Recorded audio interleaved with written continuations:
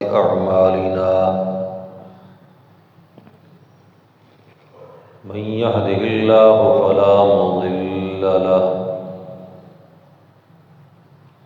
ومن يضلله فلا هادي له وأشهد أن لا إله إلا الله وحده لا شريك له وأشهد أن سيدنا وسندنا ومرشدنا ومقوانا محمدًا عبد الله ورسوله. أما بعد فأعوذ بالله من الشيطان الرجيم. بسم الله الرحمن الرحيم. صراط الذين أنعمت عليهم غير المغضوب عليهم ولا الضالين. صدق الله ومن أصدق من الله قيلا. اللهم صل على سيدنا ومولانا محمد وعلى آل سيدنا ومولانا محمد وبارك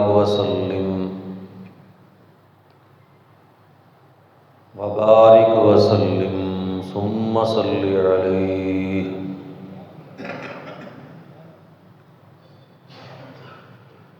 حضرات محترم،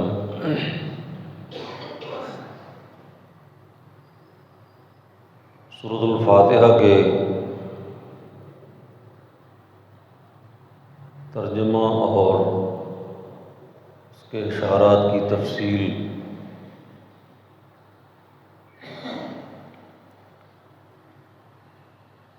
صراط الذین انعمت علیہم تک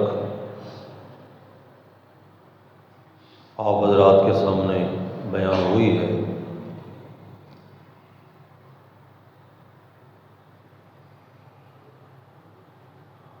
اللہ رب العزت نے اپنے دربار سے مانگنے کا ڈھنگ اور طریقہ اپنے ماننے والوں کو خود سکھایا اور بتلایا.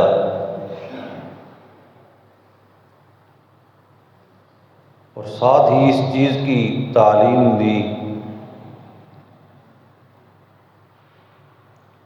کہ تمہیں اس خاص موقع پر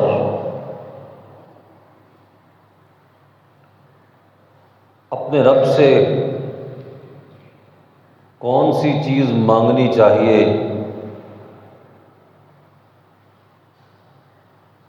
اس کا تمہیں صحیح ادراک نہیں ہوگا.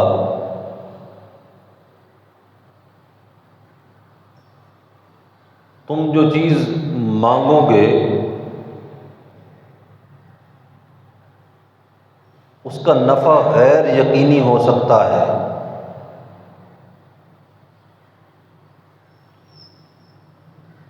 اور اس کے نقصانات بھی امکان سے خارج نہیں ہو سکتے.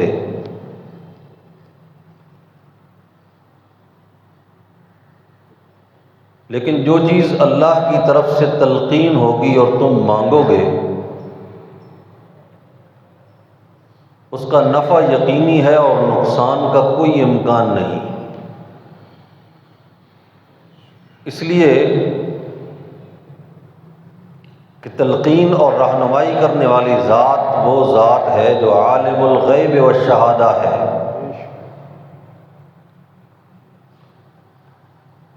فرمایا کہ ہمارے دربار میں آنے کے بعد ہماری صفتوں کے اقرار کر لینے کے بعد تم نے صراط مستقیم کا مطالبہ کرنا ہے اور صراط مستقیم کی وضاحت خود فرمائی، صراط الذین انعمت علیہم۔ اور جو آپ سماعت فرما چکے ہیں کہ انبیاء کا راستہ، صدیقین کا راستہ، شہداء کا راستہ اور صالحین کا راستہ، اس لیے کہ انعام جن جماعتوں پہ ہوا وہ دنیا میں 4 جماعتیں یہی مراد ہیں۔ انبیاء سر فہرست ہیں، ان کے بعد صدیقین کا نمبر ہے، پھر شہداء کا نمبر ہے، پھر امت کے صالح لوگ، نیک لوگ کہ جو اپنی نیکی اور تقوی کی بنیاد پہ ہر قسم کی اخروی مصیبت سے محفوظ ہو گئے ہیں، جنہیں اللہ رب العزت نے دنیا میں ہدایت کا وہ اعلیٰ درجہ نصیب فرمایا کہ جس کی بنیاد پر ان سے یہ وعدہ ہو گیا ہے کہ تمہاری زندگی اپنے رب کو مانتے ہوئے بہترین اور خوبصورت گزرے گی، آخرت بھی تمہاری بہترین اور خوبصورت ہوگی۔ تو بندے کو یہ سکھایا گیا کہ اس سے یہ مانگو کہ مولا ہمیں وہ راستہ دکھا جو نبیوں کا ہے، صدیقین کا ہے، شہداء اور صالحین کا ہے۔ انبیاء علیہم السلام کا راستہ، ان کا مشترکہ مشن اور ان کی مشترکہ دعوت، اس کا ذکر آپ کے سامنے گزرا ہے، جس کو سورۃ الانبیاء میں بھی بیان فرمایا، وما ارسلنا من قبلک من رسول الا نوحی الیہ انہ لا الہ الا انا فاعبدون۔ فرمایا ہم نے جتنے بھی انبیاء اور رسل بھیجے، آپ سے پہلے جتنے بھی آئے اور آپ سمیت جتنے انبیاء اور رسل دنیا میں مبعوث ہوئے، ہم ہر ایک کی طرف اسی بات کی وحی کرتے رہے کہ وہ مخلوق خدا تک یہ پیغام اور دعوت پہنچائیں کہ عبادت و پکار کے لائق ہستی اللہ رب العزت کے علاوہ اور کوئی بھی نہیں ہے۔ تو یہ انبیاء کا مشترکہ راستہ ہے۔ بندہ نماز میں اپنے رب سے مانگتا ہے کہ مولا مجھے اسی راستے پہ چلائے رکھنا کہ جس میں صرف تیری عبادت و پکار ہو۔ پھر صدیقین کا راستہ عہد نبھانے کا راستہ ہے، وفا شعاری کا راستہ ہے، اس کے راستے میں ہر قسم کی قربانی کو پیش کرنے کا عزم کرنا اس کا راستہ ہے، اتباع شریعت کا راستہ ہے، عمل کا راستہ ہے۔ پھر صدیقین کے ساتھ ساتھ جب دیکھیں شہداء نے بھی عمل کیا کہ انہوں نے اپنی جانیں اللہ کے راستے میں گنوائی، صالحین نے بھی عمل کیا، اتباع کی کہ انہوں نے اپنی ذاتی خواہشات کو اللہ رب العزت کی رضا پر کچل ڈالا، ذاتی خواہشات کو مؤخر کر دیا، اپنے رب کی رضامندی کو مقدم رکھا۔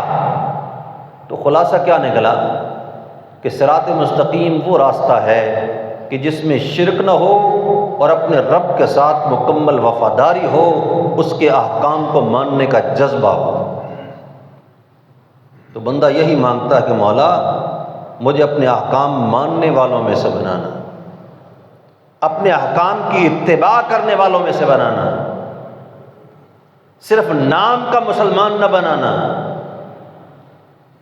ٹائٹل والا مسلمان نہ بنانا، مردم شماری والا مسلمان نہ بنانا، شناختی کارڈ اور پاسپورٹ والا مسلمان نہ بنانا، مجھے وہ مسلمان بنانا کہ جس کی زندگی میں تیرے احکام پر عمل کرنے کا جذبہ موجود ہو۔ یہ وہ اپنے رب کے دربار سے مانگتا ہے، اس لیے کہ ایک مسلمان کی زندگی اللہ کے احکام کو ماننے کا نام بھی ہے، اس پر عمل کرنے کا نام بھی ہے۔ اگر ایک آدمی جو ایمان کا دعویٰ کرے اور اسلام کا دعویٰ کرے لیکن اس کی عملی زندگی میں اسلام والا رنگ نظر ہی نہ آئے تو اس نے اپنے رب کو دھوکہ دیا ہے، کھلی اور بے باک بات ہے۔ اپنے رب کے ساتھ اس نے جو عہد کیا تھا اس عہد میں اس نے دغابازی سے کام لیا ہے کہ جس شخص کو دیکھ کر یہ محسوس ہی نہ ہو سکے کہ اس کا تعلق کوئی اسلام کے ساتھ بھی ہے یا کسی اور مذہب سے اس کا تعلق ہے۔ اگر اسلام کے ساتھ تعلق ہے تو اسلام تو ہے کہتے ہی وجود سے اللہ کی اتباع کے نظر آنے کا نام ہے۔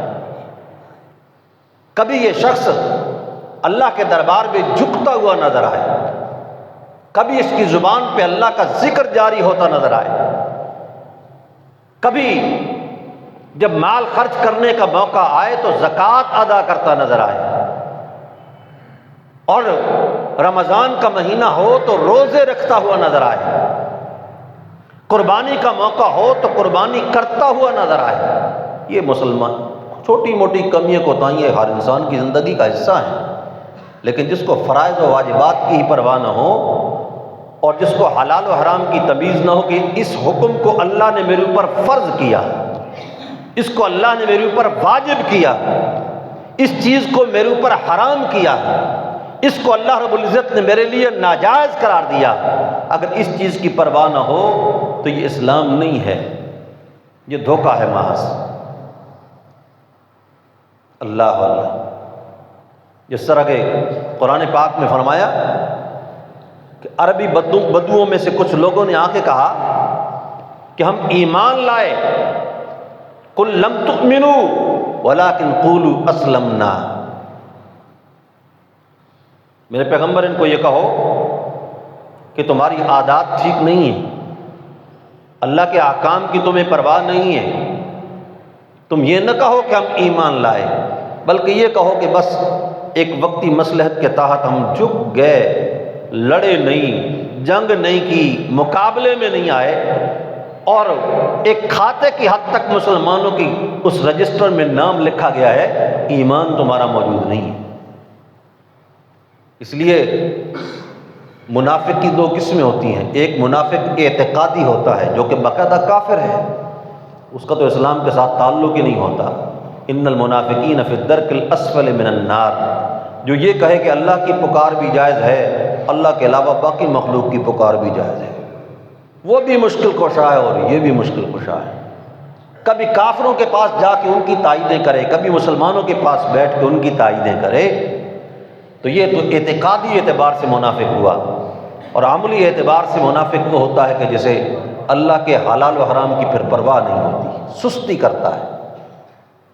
اس لیے فرمایا آیت المنافق ثلاث، منافق کی 3 نشانیاں ہیں۔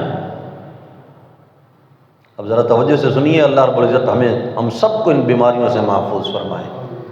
فرمایا 3 نشانیاں ہیں منافق کی، اذا حدث کذب واذا بعد اخلف واذا اؤتمن خان، فرمایا جس وقت بات کرے گا تو سچ اور جھوٹ کی پرواہ کیے بغیر مرضی سے خوشی سے جھوٹ بولتا رہے گا، اور جب کسی سے وعدہ کرے تو اس کو اپنے وعدے کا احساس نہیں ہوتا کہ میں نے کسی سے وعدہ کیا ہے۔ ایفاء عہد جو ہے، وعدے کو پورا کرنا، یہ اسلام کے اندر واجب ہے۔ بدعہدی کرنا گناہ کبیرہ ہے، ناجائز ہے، اس کو اپنی عہد کی پرواہ نہیں ہوتی۔ وَإِذَا اؤْتُمِنَ خَانَ، اور جب اس کے پاس کسی چیز کو امانت رکھا جائے، کسی بات کو امانت رکھا جائے تو امانت کی اس کو پرواہ نہیں ہوتی، اس میں خیانت کرتا ہے۔ یہ 3 نشانیاں ہیں کہ جس میں پائی جائیں کان منافقا خالصا، او کما قال، جس میں یہ 3 نشانیاں پائی جائیں سمجھ لو کہ وہ اندر سے پکا منافق ہے۔ اسلام مذاق نہیں ہے میرے بھائی کہ صرف انسان اپنے اوپر ایک لبادہ اوڑھ لے، یہ کوئی وردی نہیں ہے کہ انسان پہن لے تو اس سے مسلمان ہو جاتا ہے، یا کوئی طوطے کی طرح رٹی رٹائی بات نہیں ہے کہ انسان رٹ لے لا الہ الا اللہ محمد رسول اللہ اور اسلام کے احکام کی اس کو پرواہ ہی نہ ہو، خالی کلمہ اگر رسول اللہ نے صلی اللہ تعالیٰ علیہ وسلم کسی جماعت کا، کسی گروہ کا، کسی طبقے کا، کسی فرد کا خالی کلمہ آپ نے قبول کرنا ہوتا تو آپ نے طائف والوں کا کلمہ قبول کر لیا ہوتا۔ آپ سن چکے ہیں پہلے کہ رسول اللہ صلی اللہ علیہ وسلم کی زندگی میں طائف کے ساتھ بڑے تلخ قسم کی یادیں اور حالات وابستہ ہیں، اس لیے کہ آپ کو اپنی نبوت کی تبلیغ کے دوران، مشن رسالت کی تکمیل کے دوران سب سے زیادہ جس سختی کا سامنا کرنا پڑا، وہ سختی آپ کو سب سے زیادہ خطرناک ترین سختی طائف میں پیش آئی۔ سیدہ عائشہ صدیقہ رضی اللہ تعالیٰ عنہ پوچھتی ہیں یا رسول اللہ آپ کی زندگی کا سب سے سخت ترین دن کون سا تھا؟ فرمایا طائف کا دن، کہ جس وقت ایک میں تھا، ایک میرے ساتھ زید بن حارثہ تھا، اور پوری بستی کے آوارہ لڑکے ہمارے پیچھے لگے ہوئے تھے، پتھر مار رہے تھے، اور تقریباً 3-4 کلومیٹر پہاڑی راستہ بنتا ہے، پہاڑ کے دامن میں پھر پہاڑ پہ چڑھتے ہیں۔ اس 3-4 کلومیٹر کے راستے میں نوجوان اوباش آوارے لڑکے مسلسل پتھراؤ کرتے رہے۔ آپ نے اس موقع پہ جو الفاظ اپنی زبان مبارک سے نکالے، خدا کی قسم جب آدمی ان کے ترجمے میں اور گہرائی میں جاتا ہے تو جگر پھٹنے کو آتا ہے کہ امام الانبیاء کی زبان مبارک سے ایسے الفاظ نکلے۔ فرمایا اللہم انی اشکو الیک حوانی علی الناس، کہ اللہ میں آپ کے سامنے شکایت کرتا ہوں کہ ہوں تو میں امام الانبیاء، کونین کا تاجدار ہوں، دونوں جہانوں میں مجھے انسانی سرداری کا شرف و اعزاز مجھے حاصل ہوا ہے، انبیاء کا مجھے امام بنایا گیا ہے، لیکن آج طائف کے ان اوباشوں کے سامنے میرا وزن اتنا کمزور ہو گیا کہ یہ مجھے اتنا ہلکا پھلکا سمجھ کر 3-4 کلومیٹر تک پتھر مارتے آ رہے ہیں، اور انہیں کسی بات کی اور کسی شرف اور وقار کی کوئی پرواہ ہی کوئی نہیں، ایک مہمان کا ہی خیال نہیں رہا ان کو۔ کتنا 70 کلومیٹر کا سفر کر کے ایک مہمان آیا ہے، اس مہمان کی مہمان نوازی کا بھی انہیں احساس نہیں۔ پھر جس کے جی میں آتا ہے، بعض سیرت نگاروں تو اس حد تک لکھا کہ پیچھے سے آ کر وہ باش لڑکے کبھی ایک گھٹنے کا وار بھی کرتے تھے اور رسول اللہ صلی اللہ علیہ وسلم نیچے گر جایا کرتے تھے۔ اتنا بڑا ظلم و ستم ہوا، لیکن بعد میں اللہ رب العزت نے فتوحات کے دروازے کھولنا شروع کر دیے۔ تسلی کے لیے طائف کے بعد آپ کو معراج کروائی گئی۔ راستے میں ابھی مکہ میں پہنچے نہیں، وادی نخلہ میں آپ نماز پڑھ رہے ہیں، جنات کی بہت بڑی تعداد کو اسلام سے سرفراز کیا گیا۔ پھر اس کے بعد معراج کروا دی گئی، معراج کے بعد ہجرت کی اجازت ہو گئی۔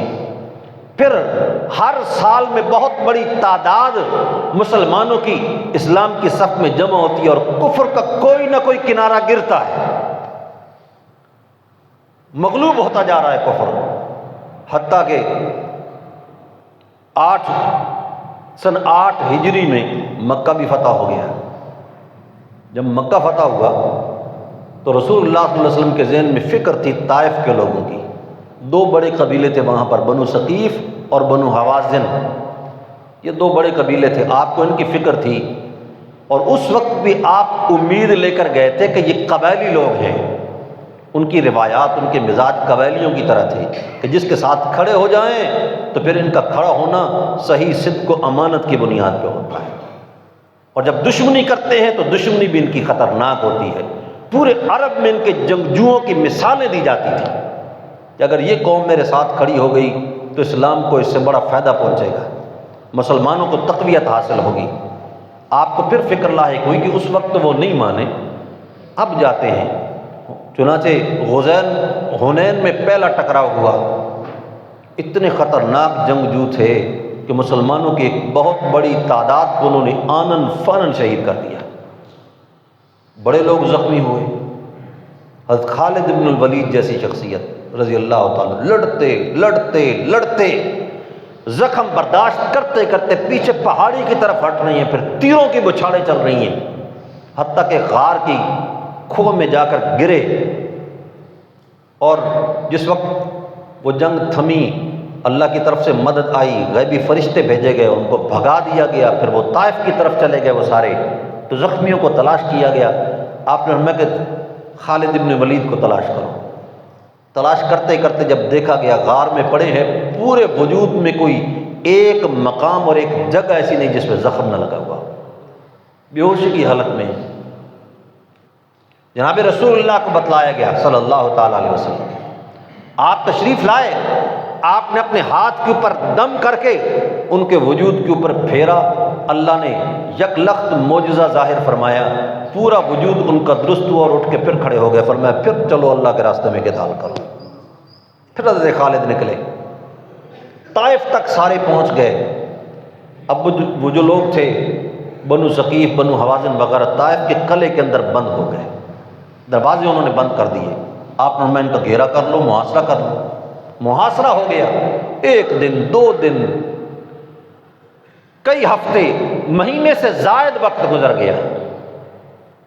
مسلمان نیچے سے ان کو جذباتی بھی کرتے ہیں کہ چلو ایک مرتبہ بھگایا ہے، اب اپنے بھائیوں کا بدلہ تو لے کے جائیں، ان کو مغلوب تو کریں، کہ کسی ذریعے یہ دروازہ کھولیں اور نیچے آئیں۔ جذباتی کرتے ہیں، وہ آگے سے جواب میں کہتے ہیں کہ تم نے شاید اتنی جنگیں نہ لڑی ہوں جتنی ہم نے لڑی، ہمیں جذباتی نہ کرو۔ اور 1-2 مہینے نہیں، تم سال یہاں پر کھڑے رہو، ہمارے پاس پینے کے لیے اندر چشمے بھی موجود ہیں اور خوراک کا ذخیرہ بھی موجود ہے، ہم نیچے نہیں آئیں۔ آخر مہینے سے اوپر وقت گزرا، آپ نے صحابہ کرام کو فرمایا چلو واپس چلو۔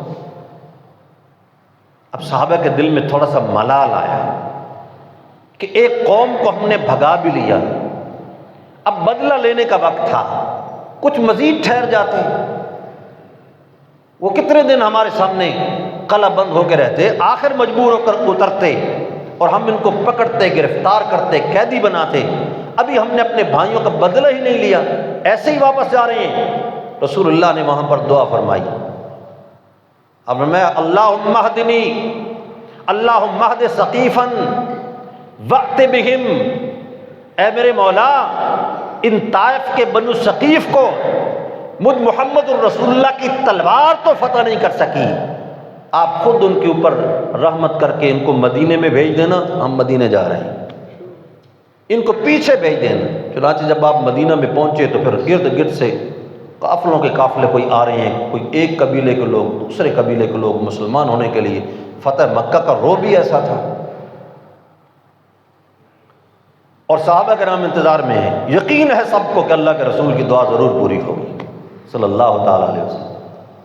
اور سب سے زیادہ انتظار ہے عروہ ابن مسعود کو، جو اسی قبیلے کے آدمی تھے، پہلے مسلمان ہو گئے تھے۔ وہ باہر ایک دن گھوم رہے ہیں، اچانک دیکھا کہ طائف کے بڑے بڑے سرداروں کی ایک جماعت آ رہی ہے۔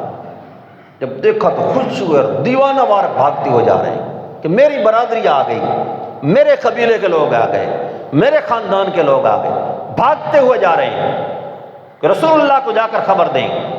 سیدنا صدیق اکبر کے ساتھ ملاقات ہوئی، صدیق اکبر نے کہا عروہ خیر تو ہے، کدھر جا رہے ہو؟ اللہ کے رسول کی دعا پوری ہو گئی، میری برادری کے لوگ آ گئے، میرے قبیلے کے لوگ آ گئے، اور میں خوشخبری ہے اور بہت بڑی خوشخبری ہے، اس میں کوئی شک نہیں، لیکن ایک میری درخواست ہے، کچھ تجھ سے بڑا بھی ہوں میری ایک تجھ سے درخواست ہے کہ یہ خوشخبری رسول اللہ کے سامنے میں پیش کرنا چاہتا ہوں، اگر تیری اجازت ہو، حق تو تیرا ہے کہ پہلے تو نے دیکھا ہے، برادری بھی تیری۔ انہوں نے کہا آپ جائیں، آپ کے ساتھ تو مقابلہ کرنا صحابہ میں سے کسی صحابی کی ضرورت نہیں ہے، اس لیے کہ جس کو اللہ نے ہمیشہ پہلا نمبر دے دیا ہے اس کا تو نمبر ہی پہلا ہے ہر معاملے۔ وہ گئے اور جا کر خوشخبری دی، آپ نے میں ان کے لیے خیمے لگاؤ، ان کی اچھی مہمان نوازی کرو، اسلام کو قریب سے دیکھنے کا ان کو موقع ملے۔ خیمے لگ گئے مسجد نبوی کے صحن میں، مہمان نوازی ہو رہی ہے۔ روزانہ عشاء کی نماز کے بعد آپ ان میں سے ہر ایک کے پاس جاتے ہیں، حال پوچھتے ہیں، کیسا دن گزرا، کوئی ضرورت تو نہیں، کوئی تقاضا تو نہیں، کوئی پریشانی تو نہیں، ہر ایک سے الگ الگ حال پوچھتے ہیں۔ 2-4 دن کے بعد جب انہوں نے نمازیں دیکھیں، اذانیں سنی، صحابہ کرام کی آپس کی گفتگو سنی، نبی پاک صلی اللہ تعالیٰ علیہ وسلم کی واضح نصیحت جو مسجد نبوی میں آپ ارشاد فرماتے تھے اس کو سنا تو دل کے اندر اسلام کی ایک تاثیر پیدا ہو گئی۔ انہوں نے کہا یا رسول اللہ مسلمان ہونا چاہتے ہیں لیکن کچھ شرطیں بھی ہیں، کچھ رکاوٹیں ہیں۔ اور میں کیا ہے؟ انہوں نے کہا کلمہ پڑھنے کی حد تک تو ہم کلمہ پڑھیں گے، لا الہ الا اللہ محمد الرسول اللہ پڑھیں گے، اقرار کریں گے، لیکن یہ جو ہم نے دیکھا ہے کہ یہاں 5 وقت جو نماز ہوتی ہے یہ کام بڑا مشکل ہے۔ ہم لوگ بڑے مصروف ہیں، مصروف ترین زندگی ہے ہماری، کاروباری مصروفیات ہیں، 2 طرفہ مال کماتے ہیں، باغات بھی ہیں، زمینداری بھی ہے اور تجارت بھی ہے، شام تک ہماری تجارت پھیلی ہوئی ہے، ہر وقت مصروف رہتے ہیں۔ اور آپ کے ہاں تو یہ پابندی ضروری ہے کہ روزانہ 5 وقت جو ہے وہ نماز کے لیے اللہ کے دربار میں حاضر ہونا ہے۔ یہ 5 وقت کی حاضری سے ہمیں مستثنا کرتے ہیں، کچھ رعایت مل جائے، کبھی ایک آدھ نہ ہو سکے تو کوئی پوچھ نہ ہو، کبھی سارا دن نہ ہو سکے تو پوچھ نہ ہو، یہ رعایت ہمیں ملنی چاہیے۔ اگر یہ رعایت مل جائے تو ہم مسلمان ہوتے ہیں۔ فرمایا کہ تم نماز کے معاملے میں مجھ سے رعایت مانگتے ہو، فرمایا کہ اس شخص کی دنیا میں خیر کیسے ہو سکتی ہے کہ جس کی زندگی کے اندر نماز کا نام و نشان نہ ہو؟ خیر کہاں سے آئے گی؟ کہ اللہ کا حکم ہے، اس کا فرض ہے، اور میں محمد الرسول اللہ کے حکم کا پابند ہوں۔ جس چیز کو اللہ نے فرض قرار دے دیا میں بھی اس میں رعایت نہیں کر سکتا۔ اس لیے یہ اجازت نہیں مل سکتی کہ ٹھیک ہے جی 5 نہ صحیح تو 4 پڑھ لو، 3 پڑھ لو، کبھی پوری پڑھ لو اور کبھی ادھوری کر لو۔ رسول اللہ صلی اللہ علیہ وسلم نے یہ اشارہ دیا کہ جس طرح 5 نمازیں چھوڑنے والا شخص بے نمازی ہوتا ہے، 1 نماز چھوڑنے والا بھی بے نمازی ہوتا ہے۔ آپ نے 1 کی بھی اجازت نہیں دی، بالکل کوئی اجازت نہیں۔ واللہ لا اقبل، خدا کی قسم میں اس صورت میں تمہارا کلمہ بھی قبول کرنے کے لیے تیار نہیں، تمہیں مسلمان ماننے کے لیے تیار نہیں اگر تم نماز کو قبول نہیں کرتے۔ انہوں نے کہا اچھا جی یہ تو معاملہ بڑا سخت ہے۔ حالانکہ اگر انسان سوچے تو یہ کون سی اتنی بڑی سختی ہے؟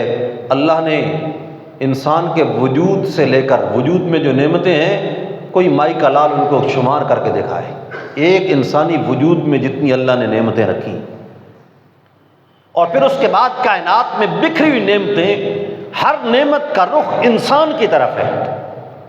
سب سے زیادہ فائدہ ان تمام نعمتوں سے انسان اٹھاتا ہے۔ اتنی نعمتوں کے فائدے اٹھائے، 24 گھنٹے کا دن بنایا جس میں 5 نمازیں فرض کی، اعتدال کے ساتھ اگر نماز ادا کی جائے تو پھر 5 نمازوں پر مجموعی طور پر 1 گھنٹہ 10 منٹ سے لے کر 1 گھنٹہ 20 منٹ لگتے ہیں ٹوٹل، اس سے زیادہ وقت نہیں لگتا۔ اور پھر وہ بھی اللہ رب العزت نے یکمشت نہیں مانگا، 5 حصوں میں اس کو تقسیم کر دیا، 5 حصوں میں تقسیم کر کے فرمایا کتنا وقت تم نے اللہ کو دینا ہے، باقی اس کے بعد تم نے 22 گھنٹے سے زائد جو ہے وہ اپنی مصروفیات کے اندر اس کو صرف کرنا ہے۔ بندہ یہ کہے نہیں جی میں تو سارا اپنی مصروفیات میں صرف کروں گا، اس نے پھر اپنے رب کی قدر کو پہچانا نہیں، اس کو پتہ نہیں کہ میرا خالق کون ہے اور میں مخلوق کس کی ہوں، اس نے اپنے رب کو نہیں پہچانا، اپنے رب کی شناخت مکمل نہیں ہوئی۔ انہوں نے کہا اچھا یہ تو معاملہ سختی والا ہے تو ٹھیک ہے نماز ہم پڑھیں گے، مشورہ کر کے آئے، لیکن زکوٰۃ ہم نہیں ادا کر سکتے۔ دیکھیں جی ہم نے پائی جوڑی ہے، تنکے جمع کیے ہیں، اتنی محنت و مشقت کرتے ہیں، اور اتنی محنت و مشقت کے بعد پھر مال میں سے سالانہ 40واں حصہ وہ اپنے معاشرے میں مساکین کو دے دیں، ضرورت مندوں کو دے دیں، محتاجوں کو دے دیں، فقراء کو دے دیں، کمائیں ہم اور کھائیں وہ لوگ، یہ تو مشکل بات ہے، یہ کام بڑا مشکل ہے۔ ہم جو جتنا بڑا کاروباری ہوتا ہے نا بعض اوقات، اگر پیچھے سے اللہ کی طرف سے تقوی اور خوف اور خاص انعام نہ ہو، اتنا زیادہ یہ مال کی محبت اس کی طبیعت میں بخل پیدا کرتی ہے۔ ابھی تک چونکہ ایمان نہیں آیا تھا نا دل میں، اس لیے کہہ رہے ہیں تو یہ بڑا مشکل کام ہے، 40واں حصہ نکالنا، کون نکالے اس کو؟ پھر اس کے علاوہ بھی سال میں مختلف 2-4 مواقع پہ اور بھی واجبات ہوتے ہیں مالی، جن کو ادا کرنا ہوتا ہے، جس طرح رمضان المبارک میں صدقۃ الفطر ہے، پھر اس کے بعد عید قربان ہے، یہ بھی تو ادا کرنا ہے۔ یہ کام مشکل ہے کہ ہم کمائیں اور دوسرے کھائیں، لہذا نماز پڑھیں گے، زکوٰۃ کے معاملے میں رعایت مل جائے۔ میں تم نے ابھی تک قرآن پاک پڑھا نہیں، اللہ رب العزت کا حکم ہے، جہاں نماز کا حکم وہیں زکوٰۃ کا حکم ہے۔ اقیموا الصلاۃ وآتوا الزکاۃ، نماز بھی قائم کرنی ہے، زکوٰۃ بھی ادا کرنی ہے۔ یہ اسلام کی عملی نشانیوں میں سے ایک نشانی ہے۔ جو شخص اسلام کی عملی نشانیوں میں سے کسی نشانی کو نہ مانے، ہم اس کو مسلمان تسلیم کر لیں، واللہ لا اقبل، ہم تمہارے ایمان کو قبول نہیں کرتے۔ کلمہ پڑھو تمہاری مرضی، واپس چلے جاؤ طائف میں تمہاری مرضی۔ اس طرح ایمان قبول نہیں ہوگا کہ تم فرائض اسلام کا انکار کرو، ارکان اسلام کا انکار کرو۔ انہوں نے پھر مشورہ کیا، ان کا ٹھیک ہے جی، دل کو سمجھا لیا، زکوٰۃ ادا کرتے رہیں گے۔ پھر آئے اور اس کے بعد کہا نماز بھی پڑھیں گے، زکوٰۃ بھی ادا کریں گے، لیکن سود ہم سے نہیں چھوڑا جاتا۔ ہمارا یہ پیسہ اتنا پھیل چکا ہے کہ ہم اگر سود کو چھوڑتے ہیں تو ہمارا بہت بڑا نقصان ہوگا، مشکل کام ہے۔ ہماری معیشت کا دار و مدار اسی پر ہے جی، اور یہی عذر ہوتا ہے ہمیشہ سود خوروں کا ہر زمانے کے اندر، چاہے کوئی حکومتی سطح پہ ہو، چاہے کوئی مافیا کی شکل میں ہو، چاہے انفرادی شکل کے اندر ہو۔ لوگ کہتے ہیں کہ ہماری معیشت کا اس پہ دار و مدار ہے، ہم اس کو چھوڑیں گے تو تباہ ہو جائیں گے، اور یہ ہو جائیں گے اور وہ ہو جائیں گے۔ حالانکہ یہ ایمان کی کمزوری کی اتنی بڑی علامت ہے کہ اگر قصدن کرے تو یہ قرآن پاک کی آیت کا انکار ہے۔ جب اللہ یہ فرماتا ہے کہ سود کے ذریعے سے تمہیں مال میں کبھی برکت نہیں مل سکتی، کبھی خیر حاصل نہیں ہو سکتی، کبھی پریشانیوں سے نجات نہیں مل سکتی، اور زکوٰۃ اور صدقات کے ذریعے سے مال کبھی بھی برکت سے محروم نہیں رہے گا، فرمایا کہ یمحق اللہ الربا ویربی الصدقات، اللہ رب العزت سود کو تباہی کا ذریعہ بنا دیتا ہے، مال اس کے ذریعے سے اجڑ جایا کرتا ہے، اور صدقات کو اللہ رب العزت خود پالتا اور پوستا ہے، اس کے ذریعے سے تو مال 1 گنا نہیں کئی گنا 700 گنا تک بڑھ جایا کرتا ہے۔ اور تم یہ کہتے ہو کہ اس میں ہماری معیشت مضبوط نہیں رہے گی جی، کمزوری آ جائے گی۔ میں کہ حرام ہے، ناجائز ہے، اور میں محمد الرسول اللہ کے حرام کو حلال نہیں قرار دے سکتا، یہ میری ہمت نہیں، میری اتھارٹی نہیں۔ حرام بھی اللہ کرتا ہے، کسی چیز کو حلال بیان کرتا ہے تو وہ بھی اللہ بیان کرتا ہے، میں کسی حلال کو حرام اور حرام کو حلال نہیں کر سکتا۔ لہذا تم یہ کہو کہ ہم سود نہیں چھوڑ سکتے جی، حالانکہ اس کی قباحت کتنی ہے۔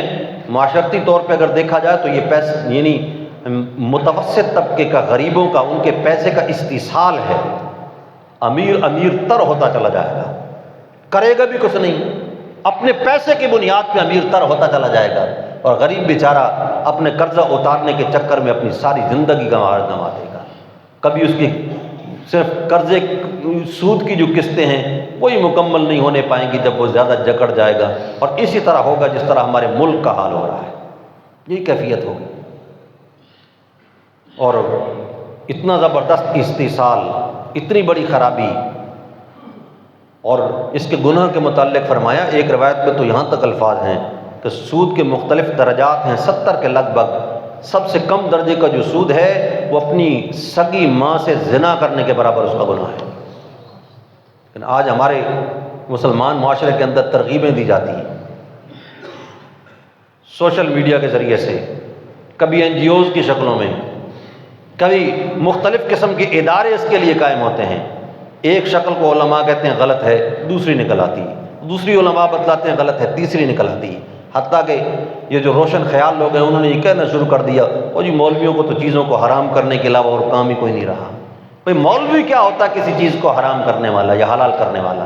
حرام و حلال کرنے کا اختیار صرف اللہ کو ہے۔ جب سود کو حرام قرار دے دیا گیا ہے تو میں اور آپ کون ہوتے ہیں اس کو حلال قرار دیں؟ تو فرمایا ناجائز ہے، اس کے جواز کی کوئی صورت موجود نہیں۔ اور اگر تم یہ کہو کہ سود استعمال کریں گے اور مسلمان رہیں پھر بھی، تو میں واللہ لا اقبل، اس شرط کے ساتھ تمہارا ایمان قبول نہیں۔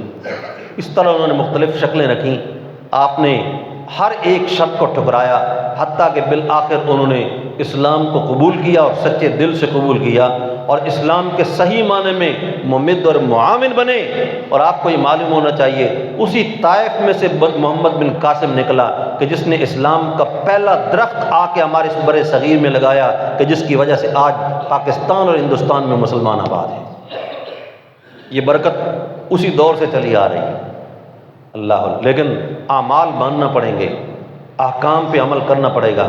اللہ رب العزت ہمیں صحیح طور پر قرآن و سنت کو سمجھنے کی توفیق نصیب فرمائے۔ ذرا 1 منٹ آپ توقف کریں۔ جیسے میں نے گزشتہ جمعے اعلان کیا تھا کہ ہمارا یہ سالانہ جمعہ ہوتا ہے مدرسہ کے چندے کے لیے، جامعہ عربیہ قاسم علوم قائد آباد کے لیے، تو آپ یہ جو تھوڑا سا وقفہ ہے، سنتیں بے شک بعد میں بھی پڑھ سکتے ہیں، تو چلو 2-4 منٹ کچھ اضافی لگ جائیں گے انشاءاللہ آئندہ۔ یہ جو رمضان میں 5-7-8 منٹ اوپر لگتے رہے ہیں، یہ کچھ لوگوں کی رعایت کے لیے جو بعد میں پہنچتے ہیں، اور ہماری یہ خواہش ہوتی ہے کہ چونکہ جمعہ کے لیے آ گئے ہیں اس لیے ان کو کم از کم خطبہ مل جائے۔ انشاءاللہ رمضان کے بعد اپنے معمول کے مطابق 55 منٹ پہ انشاءاللہ ہم اپنا بیان ختم کریں گے۔ آپ حضرات بھی جتنا جلدی آئیں گے انشاءاللہ اتنا جلدی بیان ختم ہوگا۔